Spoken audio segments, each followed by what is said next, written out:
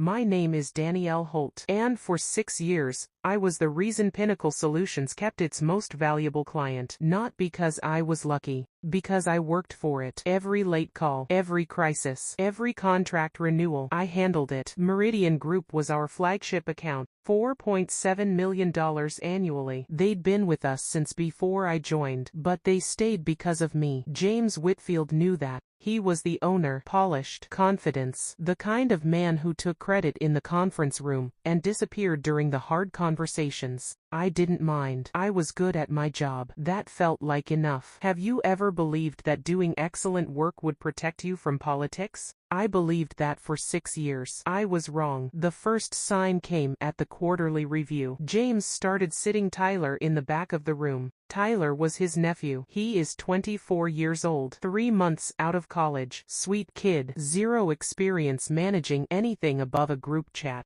James kept calling it exposure, getting him familiar with the business. I told myself it was harmless. People let family observe all the time. But then Tyler started attending my client calls, not participating, just watching. And James stopped asking me to lead the recap emails. He asked Tyler instead. The mask was already slipping. I just wasn't ready to see it yet. It happened on a Thursday. James called me into his office at 4:45 p.m. He said he was restructuring the account management team. He used that word, restructuring. He said Tyler was going to take over the Meridian relationship as his primary development opportunity. I'd be moved to smaller accounts, internal clients only. He smiled when he said it, like he was doing me a favor. I asked one question: does Meridian know? He said he'd handle the transition personally. That was the moment. Not when I was replaced. Not when Tyler took my office. The moment was when James looked me in the eye and told me Meridian would be fine, because he genuinely believed that. He believed those clients were loyal to the company, not to work, not to the relationship, not to me. He'd never had to earn trust from scratch, so he didn't understand what it actually looked like. I cleaned out my files that night, quietly, professionally, and I made a call. If you've ever had a moment like that, a moment where someone smiled and called your replacement an opportunity, drop your city in the comments right now. Atlanta, Dallas, Detroit, London, wherever you're watching from. I want to know how far this story has traveled, because what happened next is the part nobody in that office saw coming. And if you're not subscribed yet, do it now, so you don't miss the rest of this story. Or the next one. I'd given James 6 years of my expertise, my network, and my reputation. He'd given me a title, a salary, and access to his most important client. I thought that was a partnership. It wasn't. It was a transaction. And the moment someone cheaper and more convenient came along, the transaction ended. That's when I understood something important. Loyalty from your employer isn't given. It's structured. If there's no structure protecting it, it doesn't exist. James never saw me as a partner. He saw me as a function. And functions get replaced when something more convenient walks through the door. The painful part wasn't being replaced. The painful part was realizing I'd been building his assets the entire time, not mine. Have you ever worked hard for something, only to realize you were building someone else's security, not your own? That realization changes everything. I didn't fall apart. I got organized. Every email, every contract addendum I'd negotiated, every service level agreement I'd personally secured, every note from every quarterly business review with Meridian's leadership team. I documented what I'd built, carefully, quietly. I also reviewed my employment contract. There was a non-solicitation clause, but it was narrowly written. It covered active clients I'd worked with. In the previous 90 days, my transition had been effective immediately. Meridian had already been formally reassigned to Tyler. I contacted an employment attorney. She reviewed everything in one afternoon. She told me exactly where the lines were. I didn't cross any of them. I also hadn't signed a non-compete. James had always considered those unnecessary. He trusted loyalty, his words, his reputation. He'd never imagined the person he underestimated would understand contracts better than he did. I updated my resume. I reached out to two firms I'd been quietly admiring for years. Both responded within 48 hours. I accepted an offer at the second one. Senior Director of Enterprise Accounts, better title, better salary, and a mandate to grow a flagship portfolio. I started on a Monday. I didn't contact Meridian. I didn't have to. Sandra Okafor did. Sandra was Meridian's VP of Operations. We'd worked together for 4 years. She called me the same week Tyler sent his first introduction email. She said it felt impersonal. She asked if I was still at Pinnacle. I told her I'd made a career move. I told her where I'd landed. I didn't ask her to follow. I didn't pitch. I didn't say a single negative word about Pinnacle, James, or Tyler. I just said I was excited about the new direction, and I wished her well. That was the entire conversation. 2 weeks later, Sandra sent a formal termination notice to Pinnacle Solutions. Meridian Group was ending their contract immediately, citing deteriorating service quality, missed response windows, and failure to honor 3 separate service-level commitments. In the first 30 days of the transition, all documented, all Tyler's, none of mine. They didn't follow me because I asked. They followed me because Tyler had already given them a reason to leave. The relationship I'd built didn't belong to Pinnacle. It had never belonged to Pinnacle. It belonged to trust. And trust follows people, not logos. James found out on a Friday morning. By noon, the news had moved through the entire office. $4.7 million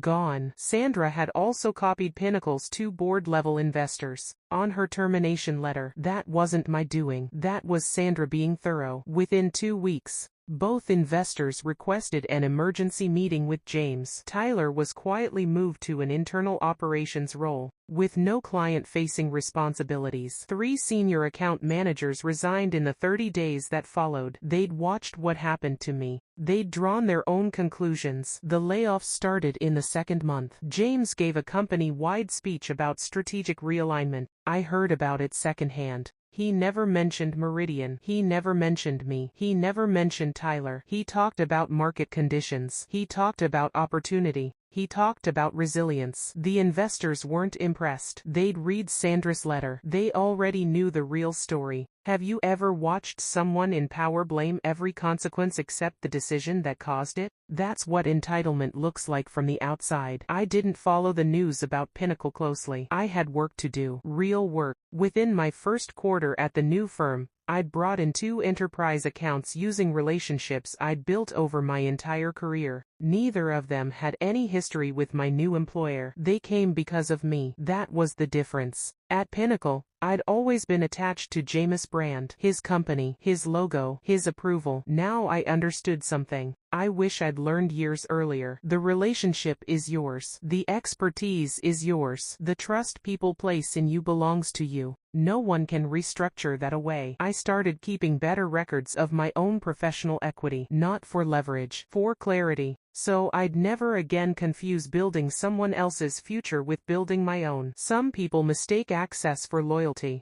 James gave me access to a valuable client. He assumed that made it his. He forgot that access without relationship is just a door, and someone still has to be worth walking through it. I wasn't bitter about what happened. Honestly, I was grateful, because I'd spent 6 years proving I could perform at a level far above my title. And the moment James removed the ceiling, I found out I was right. I'm still here, still building, still earning trust the right way. And if you're watching this right now from Atlanta, from Chicago, from Houston, from a break room somewhere eating lunch alone, because the workplace already feels wrong, drop your city in the comments. I want to know how far this story traveled, because stories like this don't stay local. They spread because people recognize them. They recognize the boss. They recognize the nephew. They recognize that moment in the office at 4:45 on a Thursday when someone smiled and called it a restructure. If that's ever been your Thursday, tell me what happened below. Not for drama, but because somebody else is sitting in that same chair right now, wondering if they're overreacting. They're not. And if this story reminded you that what you build with excellence doesn't disappear when someone reassigns the title, subscribe. Because next week, we're going back inside another room, where somebody underestimated the wrong person. And it didn't end well for them either. Nepotism doesn't fail because it's unfair. It fails because clients can tell the difference.